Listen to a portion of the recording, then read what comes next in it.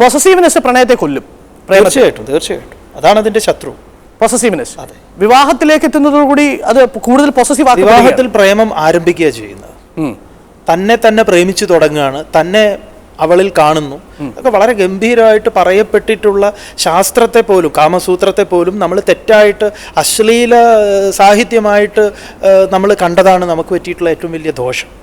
തിരുമേനി ഒരു വാക്ക് ഉച്ചരിച്ചിരുന്നു, മിശ്ര വിവാഹം നല്ലതാണ്, ഞാൻ അതിനെ പ്രോത്സാഹിപ്പിക്കും, അതിനോടാണ് ഞാനെന്ന് പറഞ്ഞു.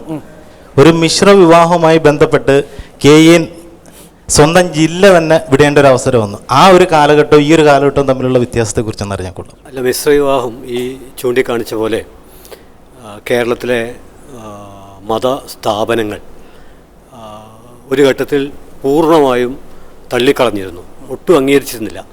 അതുകൊണ്ടാണ് ഈ സംവാദത്തിൻ്റെ ഒരു ഘട്ടത്തിൽ ഞാൻ ഇവിടെ ഇപ്പം വളരെ ആഹ്ലാദകരമായുള്ള ഒരു അന്വേഷണമാണ് നടന്നിരിക്കുന്നത് എന്ന് പറഞ്ഞത്.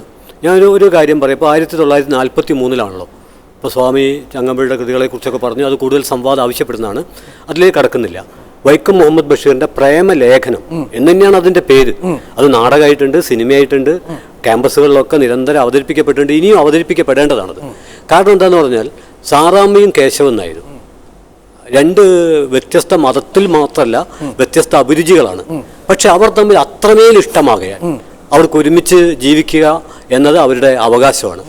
ആ അവകാശം അവരേറ്റെടുത്തപ്പോൾ അവരാദ്യം തന്നെ അനുഭവിച്ചൊരു പ്രശ്നം എന്താ പറഞ്ഞാൽ, ഒരു റെസ്റ്റോറൻറ്റ് കയറിയപ്പോൾ ഈ കേശവൻ നായർ ഈ പുതിയ ബന്ധത്തിൻ്റെ ഒരു തീവ്രതയിൽ 2 ചായക്ക് പറഞ്ഞു. ഉടൻ തന്നെ സാറാമ്മ മുഖം കറുപ്പിച്ചു.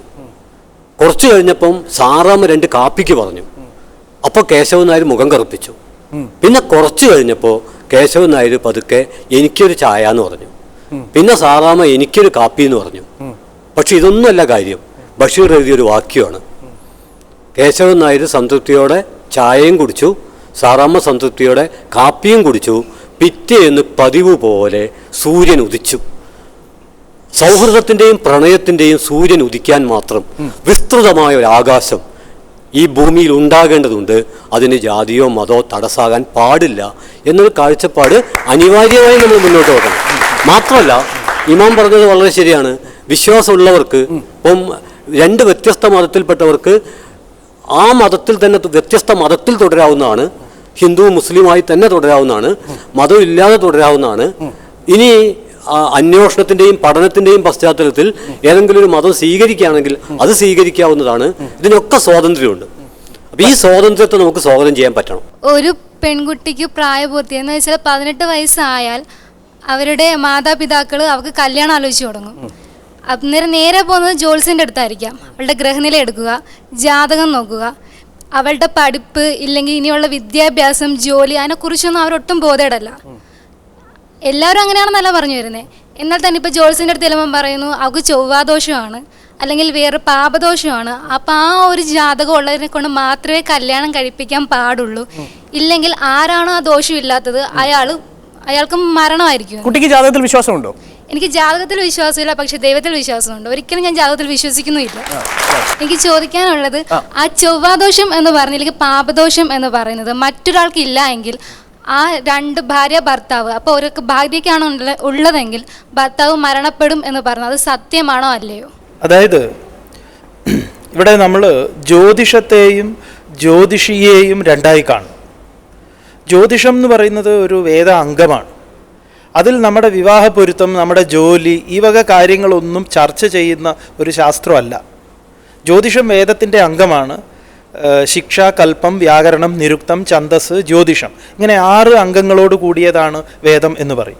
ജ്യോതിഷം ശരിയാണ്, ജ്യോതിഷി ശരിയല്ല. കാരണം ഈ പറയുന്ന ജ്യോതിഷി മുഴുവൻ അബദ്ധങ്ങളാണ് പറയുന്നത്. ഇല്ല, നിങ്ങൾക്ക് ഒരു വരനെ കണ്ടെത്താൻ ചൊവ്വയിൽ ഒരു വരനുണ്ടെങ്കിൽ അവനുമായിട്ട് വിവാഹം ഏറ്റവും നന്നായിരിക്കും. അതെ, ഏറ്റവും വിദൂരതയിൽ നിന്ന് ആളുകളെ കണ്ടെത്തുക, വിവാഹം കഴിക്കുക, നല്ല കുട്ടികളുണ്ടാവും, നല്ല സന്താനങ്ങൾ.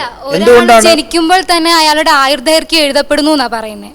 ഇതൊക്കെ ഓരോ അതാ പറഞ്ഞത്. അന്നേരം ഇപ്പം ചൊവ്വാദോഷം കാരണം മറ്റൊരാള് മരണപ്പെടുമെന്നാണെങ്കിൽ അയാളുടെ വിധിയല്ലേ അത്?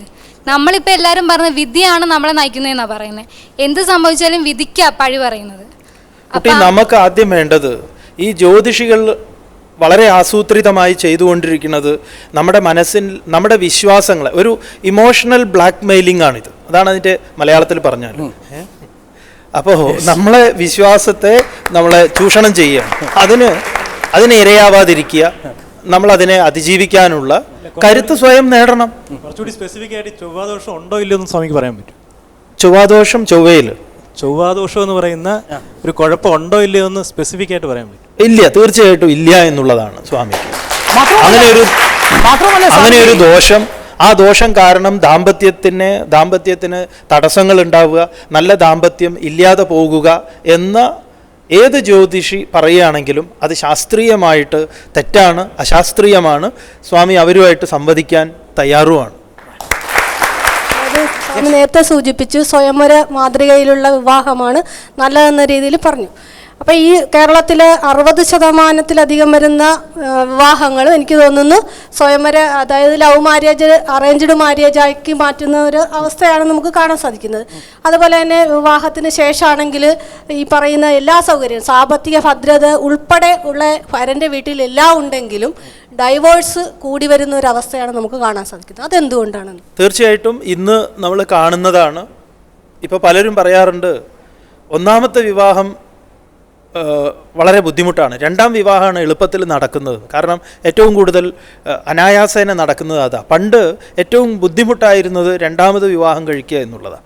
അപ്പോൾ ഇന്ന് വിവാഹബന്ധം വേർപെടുത്തുന്നു എന്നുള്ളത് പെൺകുട്ടിയെ സംബന്ധിച്ചും ആൺകുട്ടിയെ സംബന്ധിച്ചും. പണ്ട് പെൺകുട്ടി കുറേയും കൂടെ എന്തൊക്കെ ബുദ്ധിമുട്ടുകളുണ്ടെങ്കിലും സഹിക്കുന്ന ഒരു പ്രവണത ഉണ്ടായിരുന്നു. ഇന്ന് അങ്ങനെയല്ല. ഞാൻ എന്തിന് ഇദ്ദേഹത്തിനെ സഹിക്കണം? കൂർക്കം വലിക്കുന്നു എന്നുള്ള ഒറ്റ കാരണം കൊണ്ട് വിവാഹബന്ധം വേർപെടുത്തിയിട്ടുണ്ട്. ഇന്ന് ആ രീതിയിലാണ് പെൺകുട്ടികൾ വളർന്ന് നിൽക്കുന്നത്. തീർച്ചയായിട്ടും അവർക്ക് അവരുടേതായിട്ടുള്ള സ്വാതന്ത്ര്യത്തെ, ആ സ്വാതന്ത്ര്യത്തിലേക്ക് കടന്നു കയറുന്ന പുരുഷനെ ഒപ്പം സഹിക്കാൻ തയ്യാറാവാതെ ഇരിക്കുന്ന അവസ്ഥ ഉണ്ടാവുന്നു.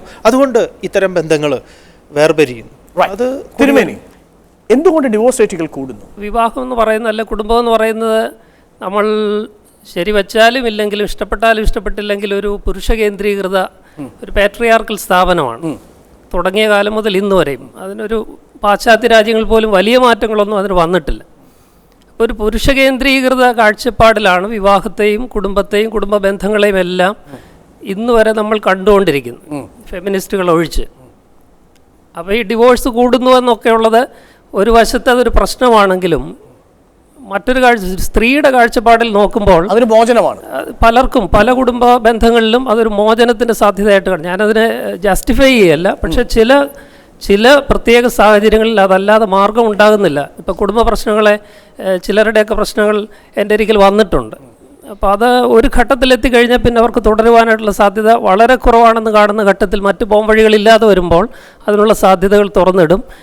ഒരു കാലത്ത് നമ്മൾ, അതുകൊണ്ട് ഞാൻ പറഞ്ഞു വലിയ മാറ്റങ്ങളൊന്നും വരുന്നില്ല. നമ്മളെ ഉദാത്തവൽക്കരിക്കുന്ന പഴയ സംസ്കാരം എന്ന് പറയുന്നത് ഈ സഹിച്ച് നിൽക്കുക, മുഴുവൻ സഹിച്ച് നിൽക്കുക, അത് മുഴുവൻ പെണ്ണ് സഹിച്ചോണം എന്നൊക്കെയുള്ള ചിന്ത കൊണ്ടായിരിക്കും ഒരു പക്ഷേ അന്നത്തെ ഇത്ര കൂടി വരാത്ത. ഇന്ന് ഇച്ചിരൂടെ സ്വാതന്ത്ര്യബോധമൊക്കെ ഉണ്ടായതുകൊണ്ട് അത് കൂടുതൽ എക്സ്പ്രസ് ചെയ്യാനുള്ള സാധ്യതയുടെ ഭാഗമായിട്ടും അതിനെ കാണാം. എന്നാൽ അതിനെ നമ്മൾ അഭിമുഖീകരിച്ചേ പറ്റും. റൈറ്റ്. കേരളത്തിൽ എനിക്ക് തോന്നുന്നു ഏറ്റവും ശാസ്ത്രീയമായ രീതിയിൽ വിവാഹം കഴിക്കുന്ന ഒരു പ്രത്യേക കമ്മ്യൂണിറ്റിയാണ് ക്രിസ്ത്യൻ. വിവാഹത്തെക്കുറിച്ചുള്ളൊരു മിനിമം ഓറിയന്റേഷൻ ക്ലാസ് എങ്കിലും വിവാഹത്തിന് മുമ്പ് അവർക്ക് ലഭിക്കാറുണ്ട്. വേർപിരിയാൻ വരുന്നവരോട്, ക്രിസ്ത്യൻ കമ്മ്യൂണിറ്റിയിൽപ്പെട്ട ആളുകളോട് സാധാരണ പറഞ്ഞു കേൾക്കാറുള്ളത് പിരിയരുത്, ദൈവമായി കൂട്ടിച്ചേർത്തത് നിങ്ങളായിട്ട് മാറ്റരുത് എന്നാണ്. അതിനെയാണ് ഇപ്പോൾ സ്വാമി തിരുമേനി അതിനെ കൃത്യമായിട്ട് നിർവചിച്ചൊരു കൃത്യമായിട്ട് പൊസിഷനിൽ എത്തിയിരിക്കുന്നത്. വിപ്ലവകരമായ മാറ്റമാണ് ഇത്. എല്ലാ സഭകളും ഇങ്ങനെയൊക്കെ തന്നെ തീരുമാനിക്കുന്നുണ്ടോ? സഭയ്ക്കകത്തൊരു വലിയ മാറ്റം വന്നു എന്ന് ഞാൻ കരുതുന്നില്ല. കാരണം ഈ പ്രീ മാരിറ്റൽ കൗൺസിലിങ്ങും പോസ്റ്റ് മാരിറ്റൽ കൗൺസിലിങ്ങും ഒക്കെ ഉണ്ടെങ്കിലും ക്രൈസ്തവരുടെ ഇടയിലും ഡിവോഴ്സിൻ്റെ എണ്ണം കൂടി വരികയാണ്.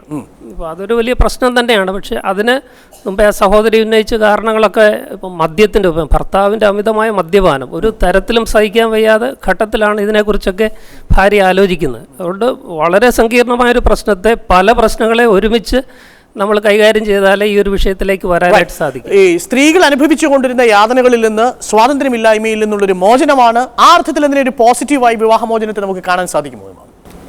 വിവാഹമോചനം യഥാർത്ഥത്തിലൊരു സേഫ്റ്റി വാൾവ് മാത്രമാണ്. നമ്മളിപ്പോൾ അതിനെ ഒരു മെയിൻ എൻട്രൻസ് ആക്കി വെച്ചിരിക്കുന്നുള്ളതാണ്. അതാണ് പ്രശ്നം. ഇസ്ലാമിക ക്രമത്തിൽ വിവാഹമോചനം എന്ന ഒന്ന് അനുവദിച്ചുകൊണ്ടാണ് അതിൻ്റെ വിവാഹ നിയമങ്ങളെല്ലാം ക്രമീകരിച്ചത്. അവിടെ യഥാർത്ഥത്തിൽ പിന്നെ കേവല സ്നേഹത്തിൽ പടുത്തുയർത്തുന്ന ഒരു ദാമ്പത്യമില്ല. വിശുദ്ധ ഖുർആൻ ഈ ദാമ്പത്യവുമായി ബന്ധപ്പെട്ട് സ്നേഹത്തെ പരിചയപ്പെടുത്തിയിടത്തെല്ലാം കാരുണ്യത്തെ കൂടി ചേർത്ത് പറഞ്ഞിട്ടുണ്ട്. സ്നേഹവും കാരുണ്യവും സമ്മിശ്രമായി ചേരുന്ന ഒരു വികാരമാണ് അവരെ നയിക്കേണ്ടതെന്നാണ് ഖുർആനിൻ്റെ വചനം. ഈ തസ്കുനു ഇലൈഹ, നിങ്ങൾ പരസ്പരം ശാന്തി നുകരാൻ വേണ്ടി, സമാധാനപൂർണ്ണമായ ജീവിതത്തിന് വേണ്ടി എന്ന് പറഞ്ഞിട്ട് വജാല ബൈനക്കും അവദ്ധത്തം വറഹ്മ, സ്നേഹം കാരുണ്യം എന്നീ 2 വികാരങ്ങളും നിങ്ങളിൽ സന്നിവേശിപ്പിച്ചിട്ടുണ്ട്. സ്നേഹവും കാരുണ്യവും സമ്മിശ്രമായി പ്രവർത്തിക്കുന്നിടത്താണ് ദാമ്പത്യം വിജയിക്കുക.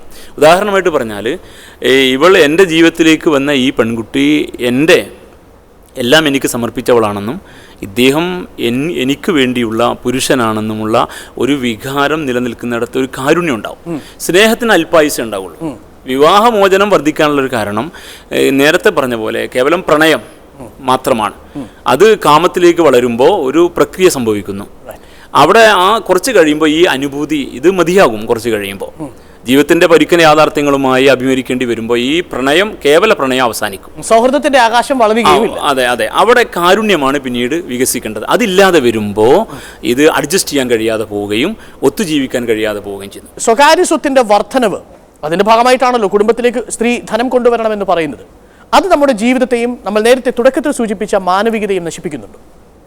യഥാർത്ഥത്തിൽ വിവാഹ സങ്കല്പത്തിൽ ഇസ്ലാമിൻ്റെ കാഴ്ചപ്പാടിൽ പെണ്ണ് ധനവുമായിട്ട് വരിക എന്ന സങ്കല്പമേ ഇല്ല. പ്രവാചകൻ തിരുനബിയുടെ ആഹ്വാനം തന്നെ യുവാക്കളോട് ഒരു പെണ്ണിനെ പോറ്റാൻ കഴിയുമെങ്കിൽ നീ കല്യാണം കഴിക്കുക, അല്ലെങ്കിൽ നോമ്പെടുക്കുക എന്നാണ്. അതായത് സ്വാമി പറഞ്ഞ അതേ ആശയത്തോട് ചേർന്ന് നിൽക്കുന്നു. അതെ, തമാശയായിട്ട് പറഞ്ഞാൽ ഇന്ന് നല്ലൊരു ശതമാനം ആണുങ്ങളും ആണുങ്ങളല്ല. കാരണം മീശ വെച്ചത് കൊണ്ട് മാത്രം ആണാവില്ല എന്ന് പറയാറില്ലേ? ഒരു പെണ്ണിനെ പോറ്റാൻ കെൽപ്പുണ്ടാവുകയും അങ്ങനെ അവൻ സമ്പാദിച്ച ധനത്തിൽ ഒരു പെണ്ണിനെ കൊണ്ടുവന്ന് ജീവിപ്പിക്കുകയും ചെയ്യുന്നവനെ ആണാവുകയുള്ളൂ. ഇന്ന് പല ആണുങ്ങളും യഥാർത്ഥത്തിൽ ഒരു തരം കോർഡിനേറ്റർമാരാണ്. പെണ്ണിൻ്റെ ധനത്തിലാണ് അവൻ്റെ എല്ലാ സങ്കല്പങ്ങളും പൂത്തുലയുന്നത്. ഈ സങ്കല്പം തന്നെയാണ് മാറേണ്ടത്. തിരുമേനി, സ്ത്രീധനം നിയമവിരുദ്ധമായതുപോലെ തന്നെ ധാർമ്മികമായിട്ടും വിരുദ്ധമാണ്. ഈ പൊന്നിത്ര വേണം, പണം ഇത്ര വേണം എന്നുള്ള ഈ കച്ചവടം അവസാനിപ്പിച്ച് യഥാർത്ഥ കുടുംബജീവിതത്തിലേക്ക് പുരുഷനും സ്ത്രീയും വരിക എന്നുള്ള ക്രൈസ്തവ കാഴ്ചപ്പാട് തന്നെയാണ് എൻ്റെയും കാഴ്ചപ്പാട്. അതങ്ങനെയായിരിക്കും. സ്വാമി, സ്വകാര്യ സ്വത്തും ഈ ഹിന്ദുമത വിശ്വാസവും വിവാഹവും വാസ്തവത്തിൽ സ്വത്താണ്. അതായത് ധനത്തിനോടുള്ള ആസ്തി, അതിൽ മതമൊന്നുമില്ല. അഴിമതി നടക്കുമ്പോൾ നമ്മൾ കാണുന്നില്ലേ, എല്ലാവരും കള്ളന്മാരെ പിടിക്കുമ്പോൾ അതിലൊക്കെ മൈത്രിയുണ്ട്. കാരണം എല്ലാവർക്കും ആർത്തിയുണ്ട്, ഇത് വേണം എന്നുള്ളത്. അവിടെ ഹിന്ദു എന്നോ ക്രിസ്ത്യാനി എന്നോ മുസൽമാൻ എന്നോ എന്നുള്ള ഭേദമുണ്ടെന്ന് നമ്മൾ കാണുന്നില്ല. പക്ഷേ നമ്മുടെ ഒരു സനാതന പാരമ്പര്യം, ആ സംസ്കാരം ഇതിനെ അനുവദിക്കുന്നില്ല.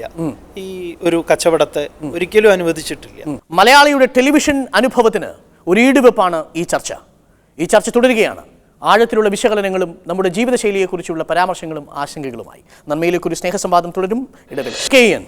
സ്ത്രീ തന്നെയാണ് ധനം എന്ന പഴയ വിശ്വാസം, അതല്ല സ്ത്രീ കൊണ്ടുവരുന്നതാണ് ധനം എന്ന പുതിയ വിശ്വാസം, അതെന്ത് തന്നെയാണെങ്കിലും കുടുംബം അടിസ്ഥാനമായി സ്വകാര്യ സ്വത്തിന്മേൽ പടുത്തുയർത്തപ്പെട്ടിരിക്കുന്ന ഒരു പ്രസ്ഥാനമാണെന്ന് വിശ്വസിക്കുന്ന ഏംഗൽസിന്റെ സിദ്ധാന്തം, ഇതെല്ലാം ഒരു വശത്തുണ്ട്. അങ്ങനെ ആ അർത്ഥത്തിൽ നോക്കുമ്പോൾ കുടുംബം അശാസ്ത്രീയവും ആ അർത്ഥത്തിൽ പ്രപഞ്ചത്തിന്റെ അല്ലെങ്കിൽ പ്രകൃതിയുടെ താളത്തിൽ നിന്ന് വ്യത്യസ്തവുമായ ഒന്നല്ലേ? കുടുംബം ചരിത്രപരമായ വളർച്ചയിലെ ഒരു പ്രത്യേക ഘട്ടത്തെയാണ് പ്രതിനിധീകരിക്കുന്നത്. തീർച്ചയായിട്ടും എല്ലാ കാലത്തും ഇതേപോലുള്ളൊരു കുടുംബഘടന നിലനിൽക്കുമെന്ന് കരുതാൻ ചരിത്രം നമ്മെ അനുവദിക്കുന്നില്ല. ഇപ്പോൾ സ്വത്തിൻ്റെ കാര്യം പറഞ്ഞു. സ്വത്തിൽ ശ്രീനാരായണ ഗുരുവിൻ്റെ പ്രസിദ്ധമായുള്ളൊരു പരാമർശമുണ്ട്.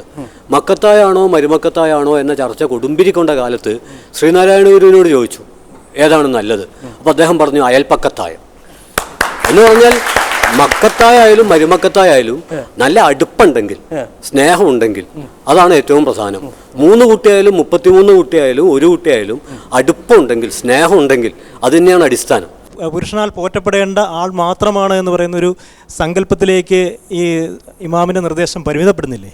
ഈ പറഞ്ഞതല്ല ശരി. അതായത് സ്ത്രീക്ക് ബാധ്യതകളില്ല, പുരുഷനാണ് ബാധ്യതകൾ. സ്ത്രീക്ക് സ്വത്ത് സംഘടിപ്പിക്കാനും സമാഹരിക്കാനും കച്ചവടം ചെയ്യാനും ധനമാർജിക്കാനും ജോലി ചെയ്യാൻ അവകാശമുണ്ട്. പക്ഷെ അവളുടെ ധനത്തെ ആശ്രയിച്ചാവാൻ പാടില്ല പുരുഷന്റെ കുടുംബത്തിന്റെ നേതൃസ്ഥാനം എന്നതാണ്.